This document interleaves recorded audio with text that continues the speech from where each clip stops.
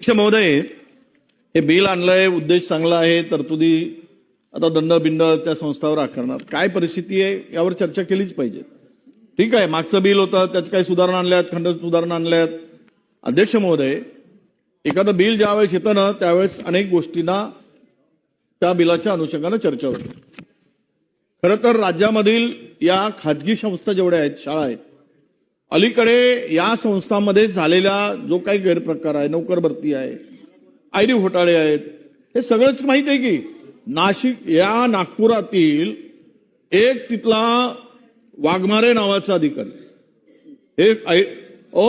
गोव्यामध्ये 3 रिसॉर्ट आहे त्याचे, हे सुद्धा आपण माहिती. काय कारवाई झाली आज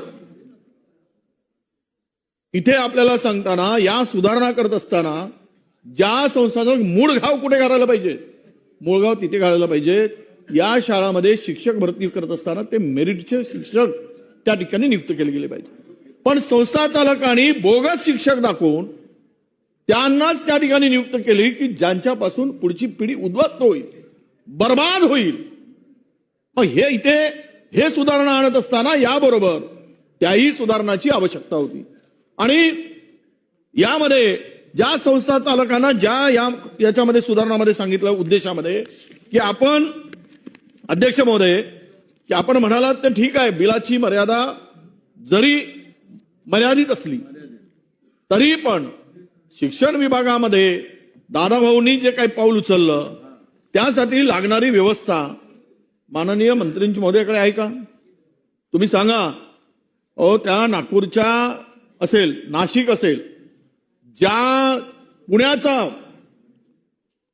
उपसंचालक त्याला संचालकाचा कारभार दिला, सगळ्यात घोटाळेबाज व्यक्ती, मी नाव घेत नाही, तुम्हालाही माहित आहे, प्रमोशन देऊन टाकलं. तो त्या दोनही कारभार बघतो, तो शिक्षणाधिकारी नाही.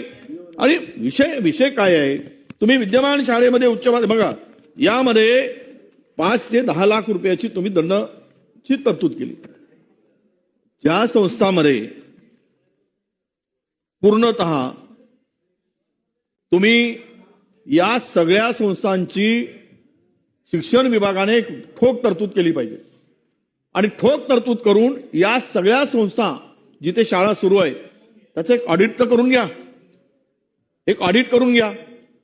तुम्हाला वस्तुस्थिती या ठिकाणी पुढे तुमच्या नजरेत येईल.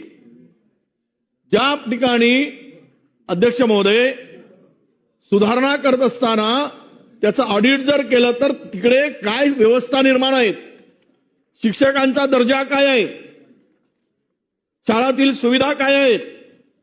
आज तुम्हाला सांगतो माननीय मंत्री महोदय, रिक्त जागा भरल्याच जात नाही. खाजगी शाळा फार कमी भरल्या जातात, त्या रिक्त आहेत, ते रिक्तच आहेत. आता तर अलीकडे या माध्यमिक शाळांमध्ये विद्यार्थी पण येण्याचे झाले, कमी झाले. पुन्हा नवीन शाळेचं त्यामध्ये तुम्ही सुधारणा केली की नवीन शाळा सुद्धा आपल्याला मान्यता करता येईल. तो कशाला पाहिजे नवीन शाळा द्यायची? ज्या जुन्याच आहेत त्याच शाळा चालू शकत नाही, तिथेच विद्यार्थी मिळत नाही, तिथेच शिक्षक उपलब्ध नाहीत. आणि पुन्हा नवीन शाळा त्यामध्ये जर भर घातली, तुम्ही बघा त्याच्यामध्ये ती प्रोव्हिजन आहे की उद्या नवीन शाळा मंजूर करून घेता येईल किंवा देता येईल.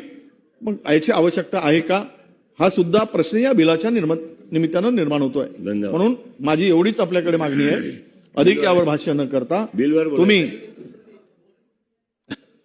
बिलावर म्हणाल तसा अर्जुनरावना विचारतोय, बिलवर बोलायचं.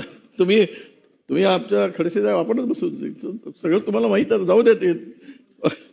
त्या ठिकाणी एवढीच माझी मागणी आहे की आपली मागणी मंत्री महोदयाकडे, हे बघा, यामध्ये एक ऑडिट करून घ्या. पण जिथे शिक्षकांच्या संदर्भात गोंधळ होऊन त्या शाळा उद्ध्वस्त झाल्या आहेत त्यावर एक तुम्ही ऑडिट करून घ्या. आणि या बोगस शिक्षक जे काही लागलेत, आता काढल्या गेलेत, काही काढले जात आहेत, आणि त्यामध्ये जे अधिकारी दोषी आहेत त्याला कुठेही, तो कोणाच्याही बाजूचा असू दे, मध्यंतरी राजकारण झालं या विषयाला घेऊन, काही अधिकाऱ्यांना वाचवण्याचा प्रयत्न झाला, पण त्याला न पाठीशी घालता या शाळांचा दर्जा सुधारण्यासाठी आपण ठोस पाऊल उचलावं, अशी या बिलाच्या माध्यमातून आमची मागणी आहे.